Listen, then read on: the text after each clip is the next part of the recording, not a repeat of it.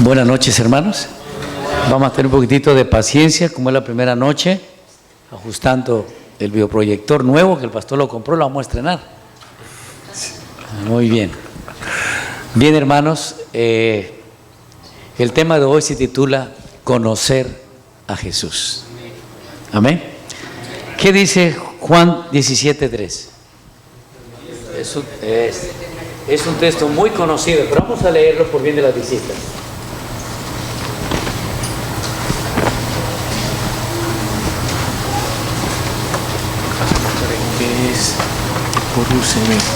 Está buscando por a ver si se sale. No, es que... Muy bien, Juan 17:3.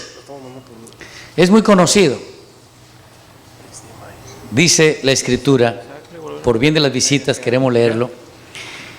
En esto consiste la vida eterna.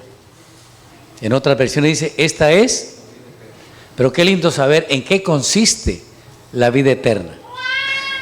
Y contesta, ¿verdad? Y esta es la vida eterna, que te conozcan a ti, el único Dios verdadero, y a Jesucristo, a quien has enviado. Así que la vida eterna consiste en conocer a Jesús. Eso es todo. Es una pregunta fundamental. ¿En qué consiste la vida eterna? Lo que es la pregunta para todos nosotros. Y la Biblia contesta sencillamente, la vida eterna consiste ¿en qué? En conocer a Jesús. Amén.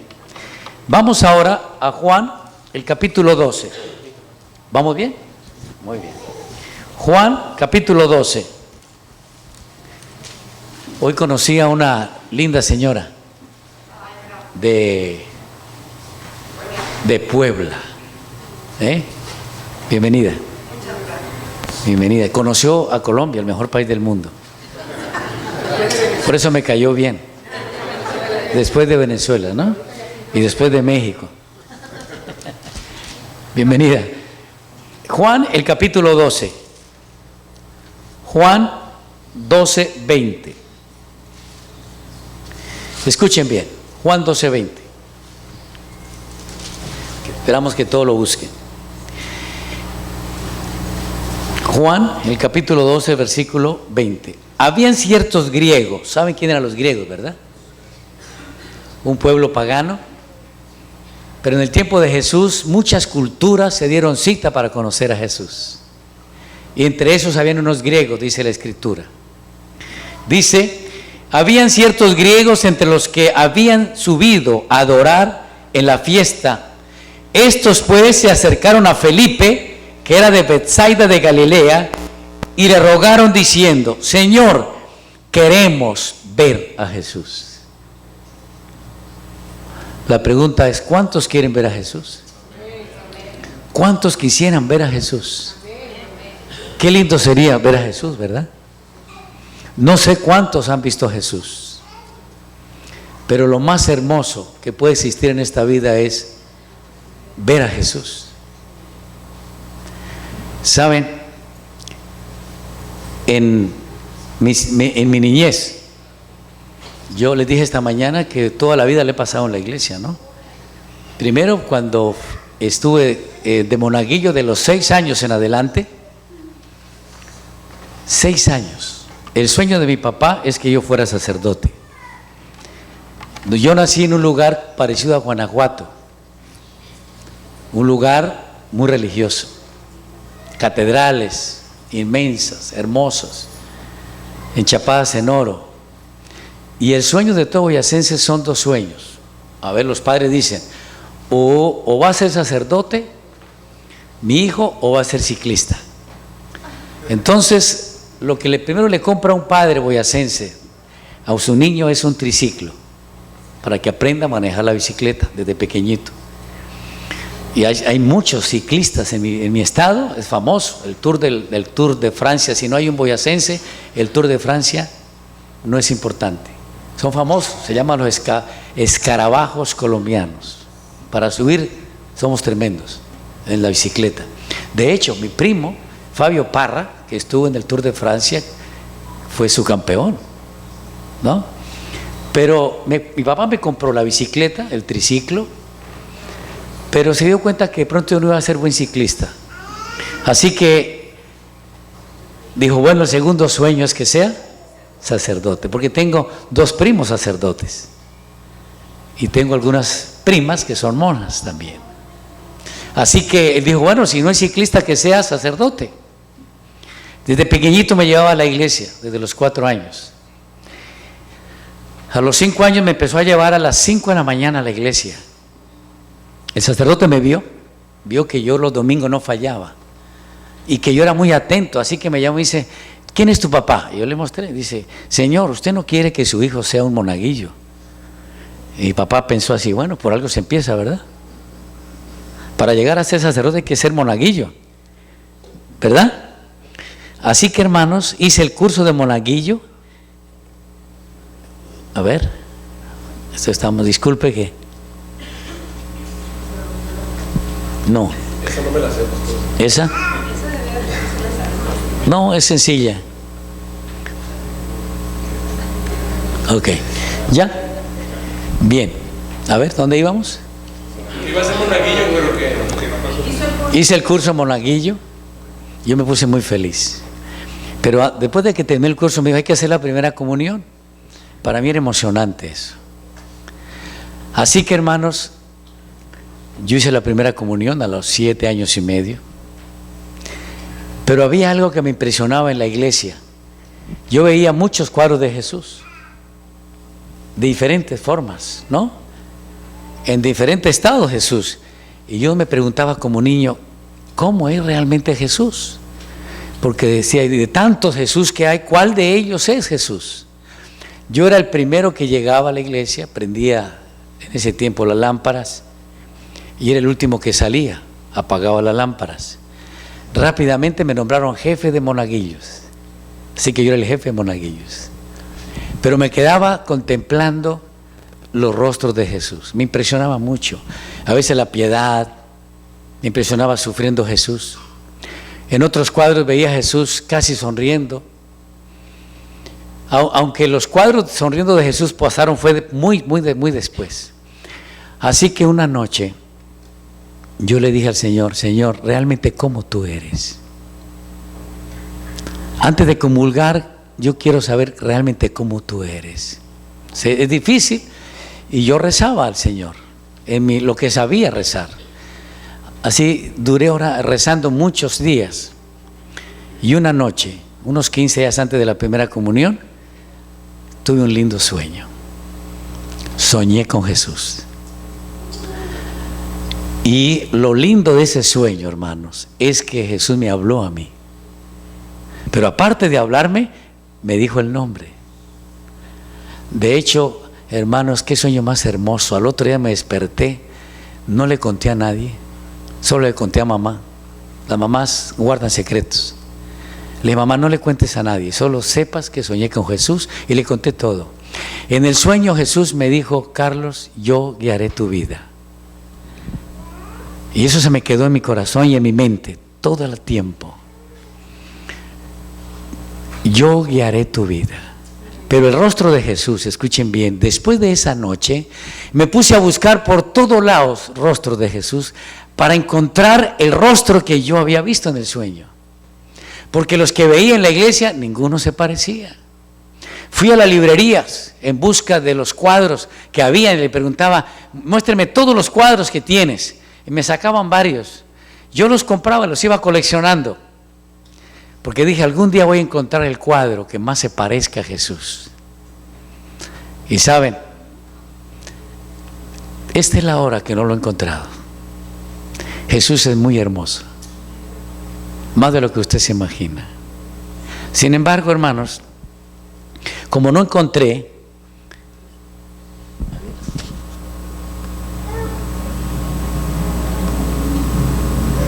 a ver si me encuentro. Ok.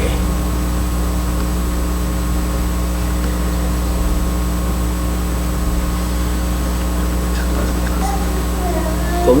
Voy a aprovechar para centrar. Vamos a ver. Ojalá la tecnología no nos haga una jugada.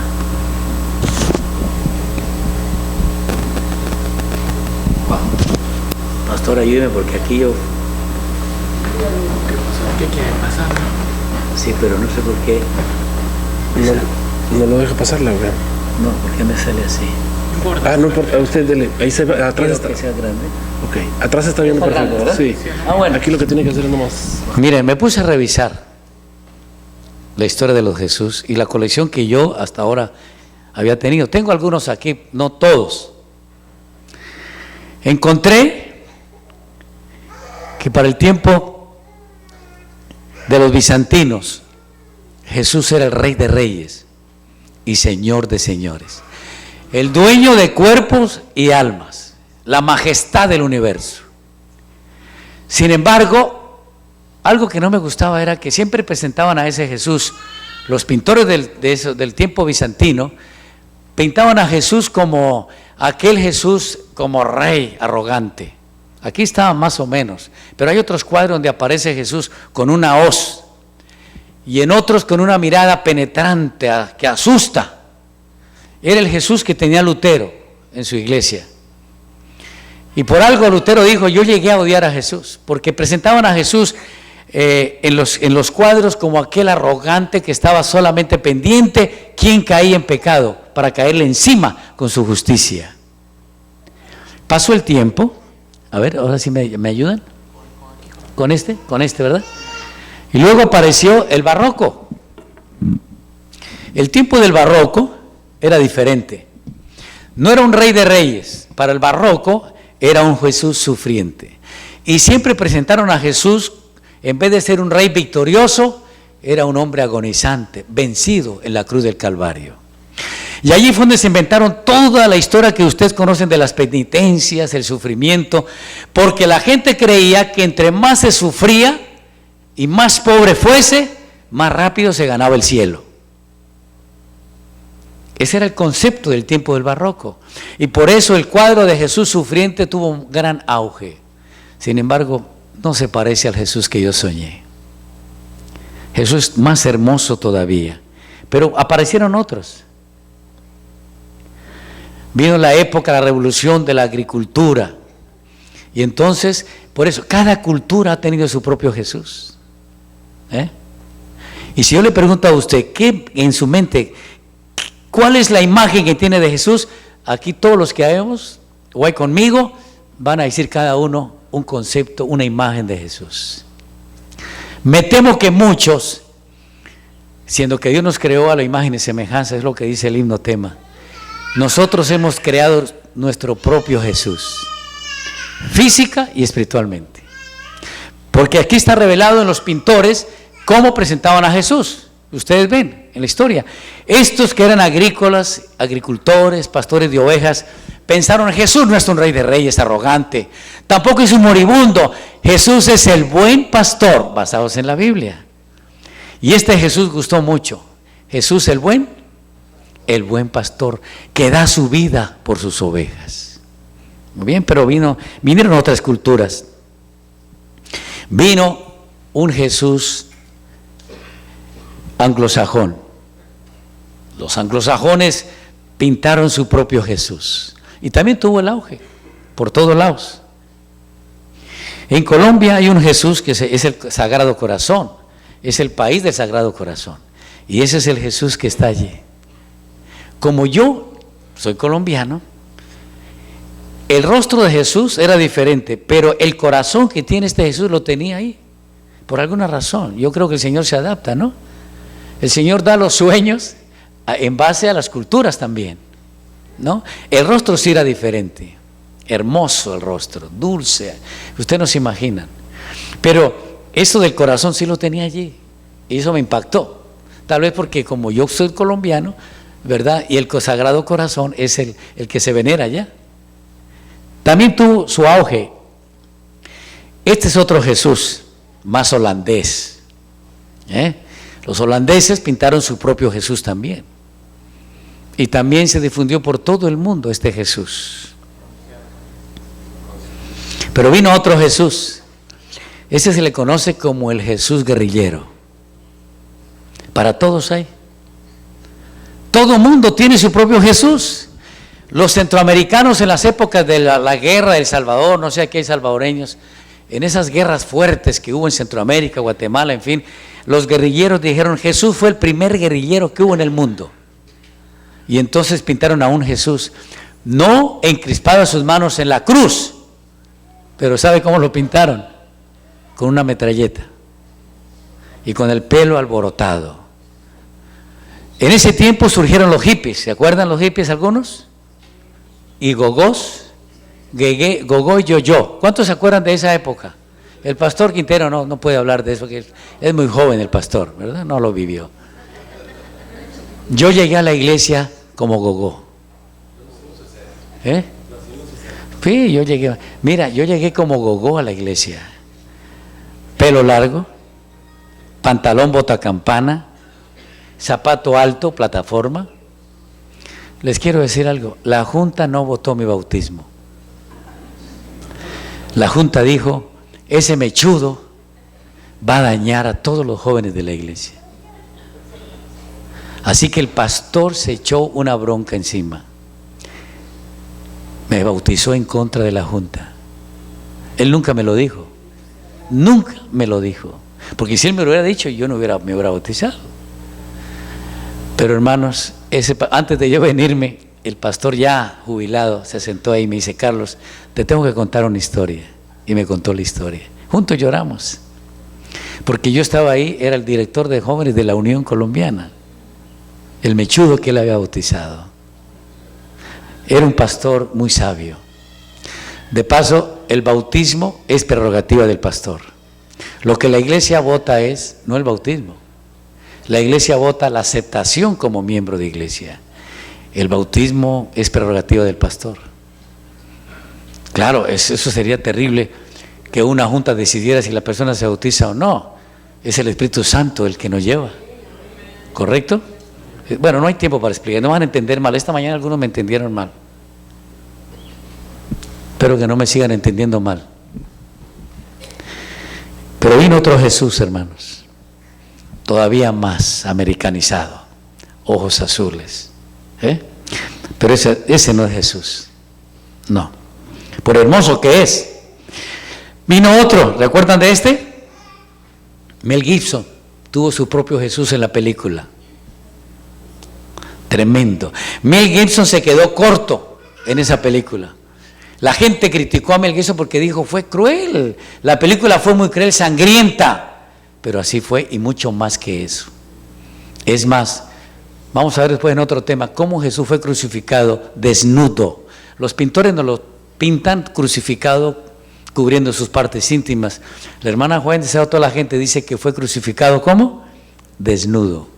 Para que todos los seguidores se avergonzaran de Jesús. Así fue crucificado Jesús. Terrible, hermanos.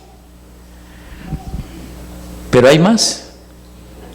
Hay para todos los gustos, ¿no? Este Jesús, según los arqueólogos, fue el último que encontraron que se parece a Jesús. No, era mexicano, creo. Ya se están desquitando de mí. Este tiene como si fuera de Guerrero. Cada quien ha pintado su propio Jesús, hermanos. Cada uno tiene su propio Jesús. Este es el Jesús negro. No, este Jesús tuvo su origen en Panamá. Y van miles, por no decir millones, todos los años a adorar a ese Jesús. Por eso, para todos los gustos hay Jesús.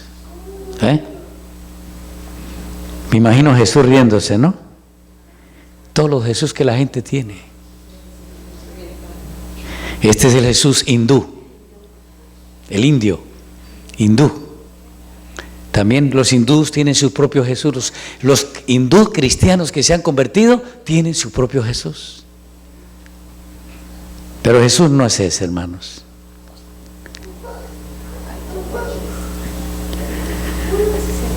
Este es el alemán. El alemán, el Jesús alemán. Cada cultura, su propio Jesús. ¿Se acuerdan de este? Superstar. Una película blasfema, donde presentan a María Magdalena enamorándose de Jesús. Y Jesús enamorando a María Magdalena. Una blasfemia. Pero ese fue el Cristo Superstar, el vagabundo, ¿verdad? Que mucha gente quiso imitar, andaba por las calles en sandalias, con un morral, caminaba en las calles, ¿verdad? Con el pelo largo. El Jesús hippie, de ahí nació el Jesús hippie y otros. Este es importante, hermanos. Un día se le preguntó a Elena de Huay. La hermana Huay vio a Jesús en visión, en vivo. Ella conoció a Jesús en vida. Qué privilegiada. Ella estaba tan emocionada que lloraba cuando ya Jesús desapareció. Ella escribió la hermosura de Jesús y le dijo: hermana Huay, usted que vio a Jesús de noche en visión, ¿cuál de los Jesús que hay, cuál se parece más? Y ella empezó a buscar cuadros. Y dijo, encontró este. Dijo, este, pero no es exacto. Este es el que medio se parece. Ella dijo, Jesús es un poco judío, claro, es judío, ¿no? No es anglosajón, es judío. Y el que más se parece en su perfil es este. Por eso este cuadro, los que vayan a Washington van a encontrar este cuadro allá, en Washington, en la conferencia general, porque fue que la hermana White dijo que ese era el que más se parecía, pero no es. Y yo le digo, no es, se parece un poquito, pero hermanos, Jesús es mucho más hermoso. ¿Está bien? Ese es el Jesús clásico. Un Jesús que le ha dado la vuelta al mundo también, y la gente le gusta este cuadro. Pero hermanos, ¿qué dice la Biblia acerca de Jesús? Pero primero, yo voy a leer algo. Una vez preparando este tema, me entré en la biblioteca para profundizar un poquito más en cuanto a Jesús. Gracias. Está bien, pastor. Gracias, muy amable. Gracias, pastor. A ver si lo encuentro.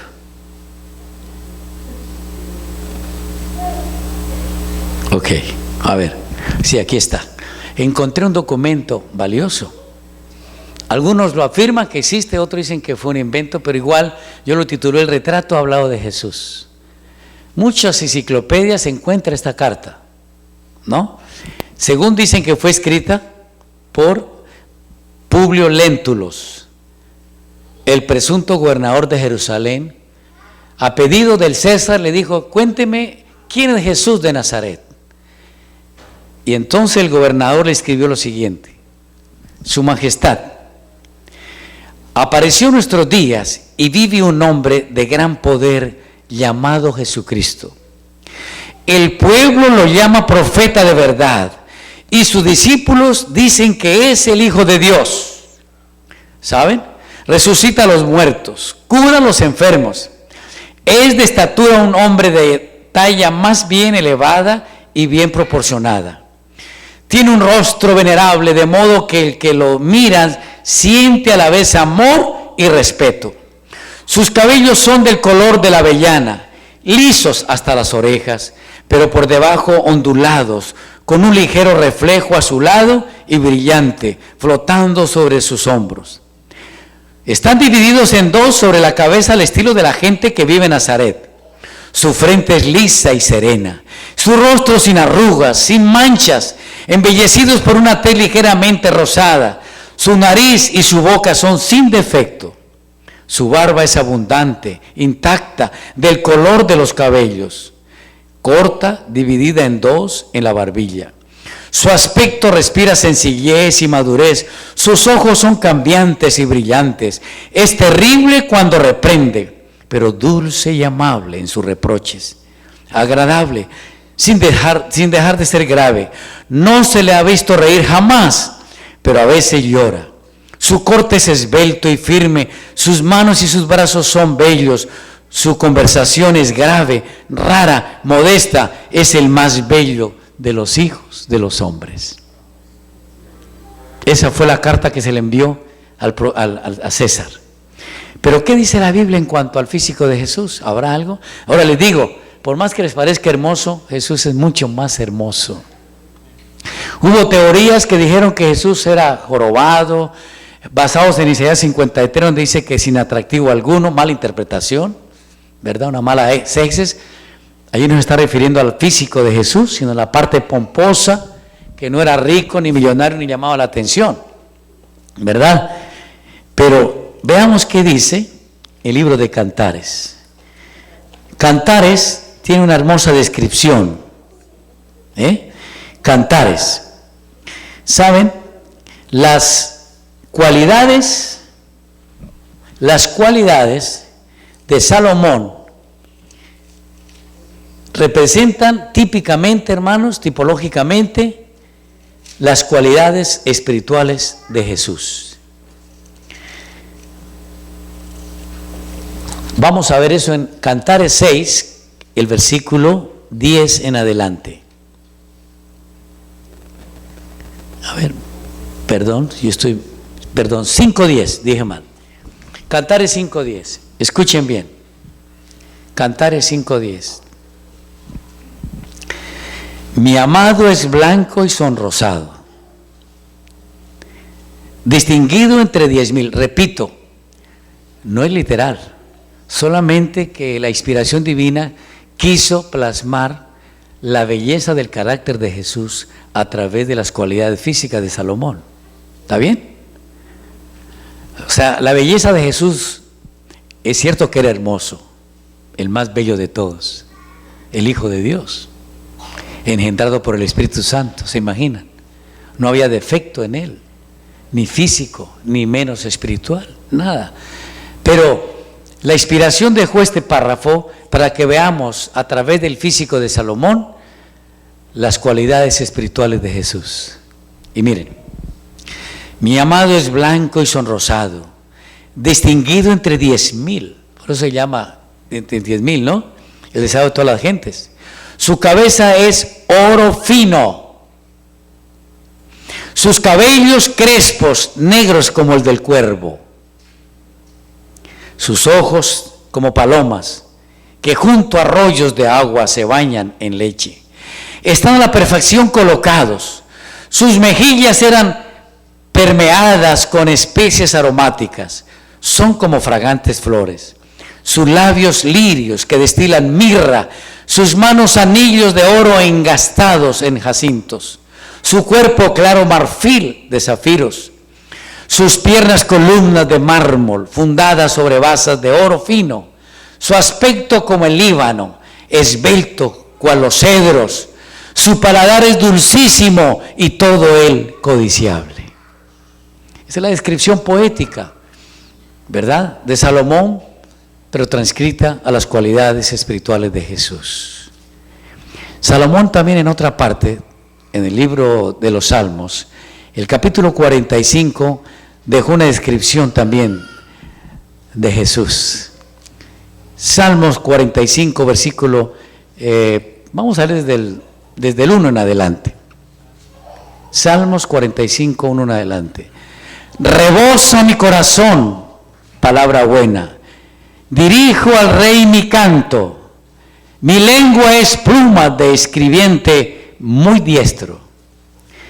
Y hablando de Jesús dice, eres el más hermoso de los hijos de los hombres. La gracia se ha derramado en tus labios. Por tanto, Dios te ha bendecido para siempre. Ciñe tu espada sobre el muslo valiente con tu gloria y majestad. En tu gloria se ha prosperado y cabalga sobre la palabra de verdad, de humildad y de justicia. Tu diestra te enseñará cosas que asombran. Tus saetas agudas con que caerán pueblos debajo de ti, penetrarán en el corazón de los enemigos del rey. Qué hermosa descripción de Jesús. Pero hermanos, el Señor no está interesado que le conozcamos físicamente. Lo más importante de Jesús es su carácter. Lo que hace a Jesús atrayente, mis hermanos, es la dulzura de su carácter, la hermosura de su carácter. El físico no es tan importante. Mucha gente viaja a Tierra Santa para conocer el sitio donde vivió Jesús y muchas cosas históricas. Por cultura está bien ir, ¿verdad? Y algunos se bautizan otra vez en el río Jordán porque quieren de alguna manera simbólica decir: me bauticé donde se bautizó Jesús. Y mucha gente quiere imitar a Jesús, pero solamente físicamente, hasta en el vestido y muchas cosas, ¿verdad? Hay gente que todavía piensa que hay que vestirnos como Jesús, sobre todo en el oriente. Hay comunidades que visten como Jesús vestida. Aquí no lo hacen porque sería anticultural. Pero hermanos, lo más importante es la dulzura de Jesús. A mí me atrapó el Señor muy jovencito. Me siento privilegiado porque desde muy niño siempre tuve ese deseo de estar en la iglesia. Por eso fui monaguillo. Después les cuento por qué dejé de ser monaguillo. ¿Está bien? Pero hermanos, empecé a leer la Biblia. Y qué hermoso encontrar. El libro de Juan fue mi favorito. El libro de Juan está basada casi la campaña porque encontré en el libro de Juan a Jesús. Máxime que Juan dice: el discípulo a que Jesús amaba. Él mismo se dio el título, Jesús, porque Juan se sentía amado de Jesús. No sé cuántos se sienten amados de Jesús. Se sienten consentidos, que Jesús los apapacha, que los alcahuetea. Usando un término humano, no perfecto, pero Jesús es alcahuete con nosotros, ¿o no? Si no lo fuese, ya hubiésemos muerto. Nos hubiera destruido el Señor. Pero Jesús nos pasa todo el tiempo, hermanos. Como que no es con Él, nos perdona diariamente. Nos persuade por amor. Conocí al Señor muy temprano, 12 años. Pero para mi padre fue una tragedia. Ya saben por qué, ¿verdad? El sueño se le fue a tierra. Así que trajo a mis 2 primos para que me convencieran. Si tú no cambias, me dijo mi primo, primero tu padre va a ser descomulgado y tú también. Tienes que tomar una decisión, le dijo mi papá. Tener un protestante en la casa no puede para familia de sacerdotes, no puede. Así que se fueron mis primos, como le dije que no, me dijo, pero tú, es que ¿por qué aceptaste esa iglesia? Y yo le dije, yo no acepté ninguna iglesia, yo acepté a Jesús, acepté a una persona y esa persona es Cristo. Me dijo, bueno, pues te vamos a excomulgar, y me pegó unas cuantas maldiciones, me dijo que no me iba a casar. A mi papá lo maldijo también: si tú no sacas a ese muchacho de la casa, tú vas a morir solo. El día de tu muerte nadie va a ir al cementerio. Y una cantidad de maldades, de maldiciones. Pero hermanos, ninguna se cumplió. Me casé muy bien. Mañana le voy a mostrar a mi esposa y a mi familia. Vivo muy orgulloso de ellos, de ella, ¿verdad? Y en segundo lugar, el día del entierro de papá, pastor, estábamos en una campaña, 17 pastores alrededor del pueblo, y me llegó la noticia que papá había muerto. Así que hubo 17 pastores celebrando el funeral y la iglesia repleta. Así que no se cumplió la maldición. Fue llevado al cementerio como un héroe. Dios cumple su promesa, hermanos. Pero ahí no termina la historia. Mi papá, esa noche que se fueron mis primos, lloró mucho. Pero me dijo: hijo, ¿esa iglesia o tu familia? Yo tenía ya unos 14 años, iba para 15. Tienes que decidirte. Le dije: padre, decido por Jesús. Si no puedo ir en esta casa, me iré. Me abrazó. Nunca había visto llorar tanto a papá. Mi mamá andaba escondida a los gritos. La mamá, pues a ella no le importaba. Ella quería a su hijo. No le importaba qué estaba haciendo yo. Así que me fui de la casa a esa edad. Iba con la ropa que llevaba puesta. Empecé a colportar, pastor, colportar, como jovencito. El Señor me bendijo desde el primer día. Pasó un año, yo pasé la soledad más grande de mi vida, añorando, un jovencito, añorando mi casa, añorando mamá. La comida de mamá no hay como esa, ¿verdad? No hay como esa. Usted me puede dar la mejor comida de México, con la que mi mamá me dio, es la mejor. El pastor ha ido a Colombia, a todas partes del mundo, pregúntenle, la come porque le toca comer. Pero la mejor comida es donde lo criaron, ¿verdad? Yo añoraba tanto eso, hermanos. La de su esposa ahora, ¿verdad? Quiere quedar bien, vea este. Está ganando puntos, hermana. Está ganando puntos. Se vale ganar puntos. También la comida de mi esposa ahora, porque ella, mi esposa, es muy inteligente, y yo creo que también le preguntó las fórmulas a mis cuñadas y a mis hermanas, porque somos de estados diferentes. Ay, me cocina igual que mamá. Hermanos. Sí, pues exacto. Sufrí mucho ese año, hermanos. Soledad, angustia. En ese tiempo no había el Twitter, ni había el Facebook, no había nada. Tocaba en burro las cartas. Así que se imagina, yo lejos de casa. Así que un día recibí una carta, era de papá.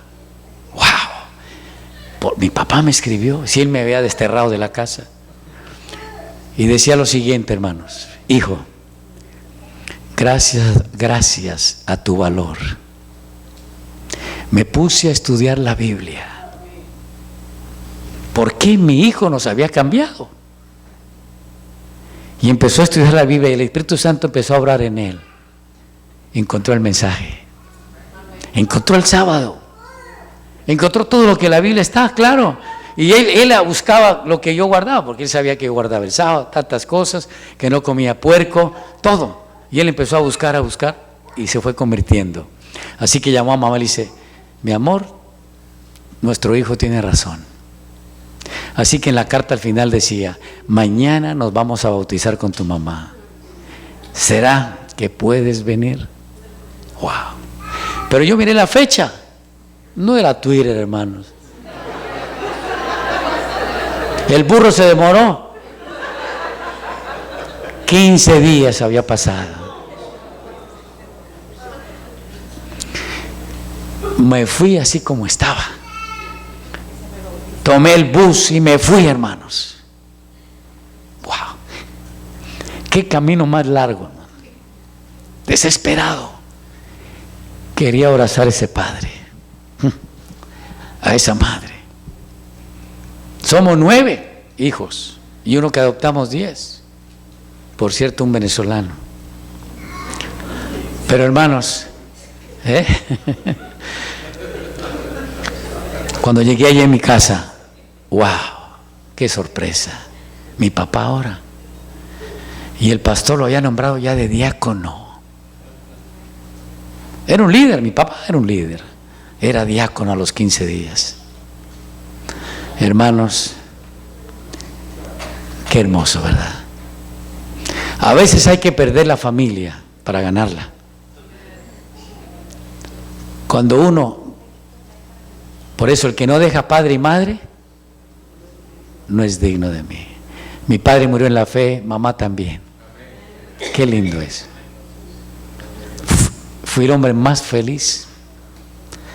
En el funeral yo lloraba, pero no por la pérdida de él, realmente lloraba era porque de emoción, porque decía yo: lo voy a encontrar, nos vamos a ver. Con mamá que murió, ella me esperó, le dijo a los hijos, estaba ya agonizando: hasta que no venga Carlos, no muero. Hay madres, hay personas así. Así que me avisaron: si tú no vienes, tu mamá no descansa, está agonizando, lleva 2 días. Y yo tenía muchas cosas que hacer. Así que emprendí mi viaje. La encontré todavía, pero ya no hablaba. Me agarró la mano. Y yo le dije: madre, nos vemos en el cielo. Ella me apretó la mano fuerte. trató de abrazarme, pero ya no tenía fuerzas. Y ahí descansó. Murió en mis brazos. Pero con la seguridad de ver a Jesús. Por eso, hermanos, no me importa cómo es Jesús físicamente. Me importa lo que Jesús hizo por mí. Que me transformó. Que me encontró joven. 45 años en la iglesia. Y no me arrepiento. Jóvenes, es el momento de aceptar a Jesús. Hermanos adultos, no importa la edad que usted tenga, acepte a Jesús. Si tiene que renunciar, si ya se bautizó, amén. Pero si tiene que renunciar a su familia, a veces tenemos que renunciar a los amigos, ¿verdad? A tantas cosas. En mi noche de soledad, yo encontré un himno que Dios me fortaleció. Cantaba, prefiero a mi Cristo. ¿Lo cantamos ahora? Vamos a cantarlo. Vamos a cantarlo, hermanos. Mañana cantamos el lindo tema, ¿está bien? Pero hoy cantemos el himno que me fortaleció. Jesús, sí, vamos a colocarnos en pie. El hermano que dirige canto, por favor. No. O de pronto sí, pero es un himno conocido, ¿verdad?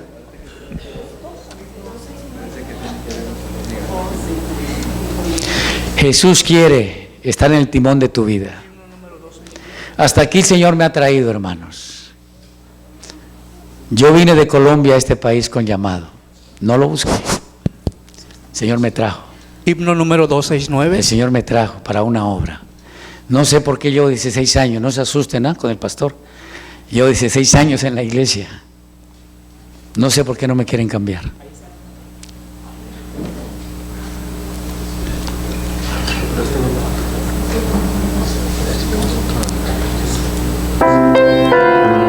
Prefiero a mi Cristo al Van Aropel. Ayúdenos, hermano. Aquí tenemos cantantes hoy.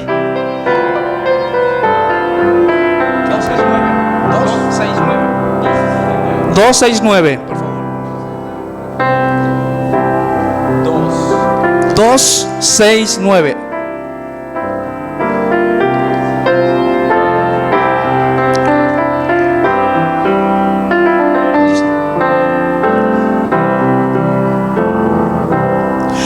Prefiero a mi Cristo al Van Aropel. Prefiero su gracia a riqueza sin fin, a casas y tierras.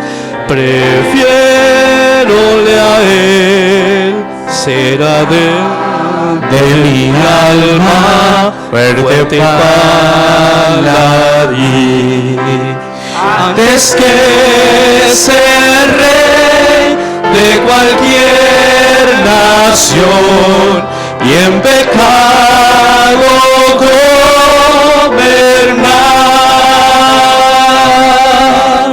prefiero a mi Cristo sublime don, cual el mundo no ha de dar.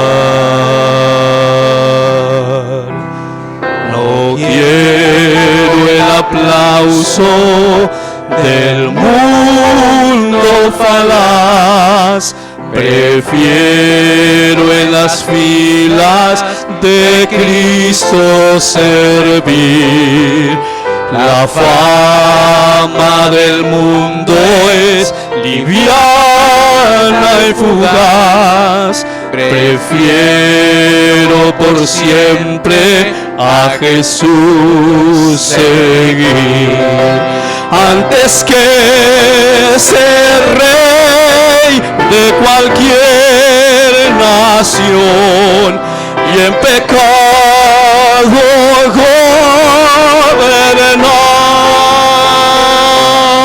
gobernar, prefiero a mi Cristo sublime don, cual el mundo no ha de dar. Más bello que el lirio es su libre blancor, mi Cristo es más dulce aún que la miel. Su paz a mi alma dará el Señor. Yo quiero que Cristo me conserve fiel. Antes que ser rey de cualquier nación y en pecado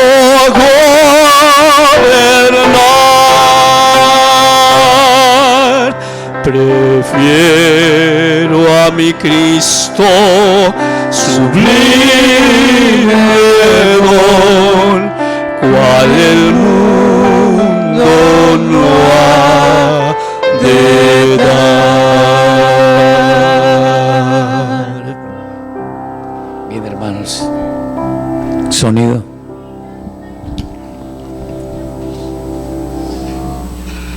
Jesús quiere estar en el timón de tu vida. La palabra de Dios dice, hermanos, he aquí, yo estoy a la puerta y llamo. Si alguno oye mi voz, entraré a él, cenaré con él y él conmigo. Jesús ha sido mi amigo, así débil como soy, carnal como soy. Pero hermanos, y me ha atacado el diablo todo el tiempo, pero siempre Dios nos ha dado la victoria. Dios ha sido bondadoso conmigo. Me ha dado la mejor mujer, la mejor esposa. Tremenda mujer, como son todas las esposas de pastores. Si no fueran así, hermanos, los pastores no seríamos pastores. Me dio hijos. Tengo un hijito con delicada salud. Ha luchado mucho el muchacho, pero por la gracia del Señor va a terminar ahora en diciembre su carrera. Pero ha sido fuerte, ha sido duro para él. Sin embargo, hemos soportado. Mi esposa no vino por eso, tiene que estar pendiente de él. Lo apoya como buena mamá, sufre con ella, lucha. Pero ha sido la mejor decisión de mi vida, hermanos, haber aceptado a Jesús. No importa lo que hagamos en este mundo, seamos famosos o no, lo importante es que Jesús nos quiere salvar. Eso es lo más importante. Y eso es lo más que vale, hermanos. Yo quiero preguntar si hay alguien en esta noche que ya se bautizó, pero que quiere decir al Señor, Señor, quiero que tú sigas guiando mi vida. ¿Hay alguien así? Les invito a que vengan aquí adelante. Vamos a consagrarnos al Señor una vez más. Si algún joven todavía no sabe qué va a hacer en la vida, Jesús, yo soñé con Él. Hermanos, la historia no termina ahí. Cuando me bauticé en la iglesia, la noche anterior volví a tener el sueño. El mismo sueño.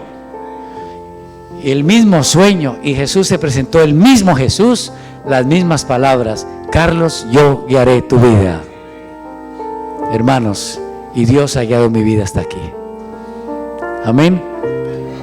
Jóvenes, acepten a Jesús. Es el mejor momento para aceptar a Jesús. Hermanos adultos, no importa la edad, Dios quiere usarte. Yo ya tengo mis años, no les voy a decir cuántos. Ya tengo canas. Pero hermanos, tengo sueños todavía. Porque el Señor me prometió que seguiría guiando mi vida, ¿no? Hasta el último aliento. Tengo sueños todavía y quiero seguir sirviéndole al Señor. Cuando veo hombres como el pastor, todavía con el arado, la mano del arado, me da alegría, ¿verdad? Así hay que morir, con la mano del arado. Hermanos, si hay alguna visita que todavía no, está bien, creen en Jesús, sí, está bien, pero una cosa es creer, otra cosa es servirle a Jesús. Con creer no basta. Los demonios creen y tiemblan, pero no le sirven al Señor. No solamente tenemos que creerle, sino servirle.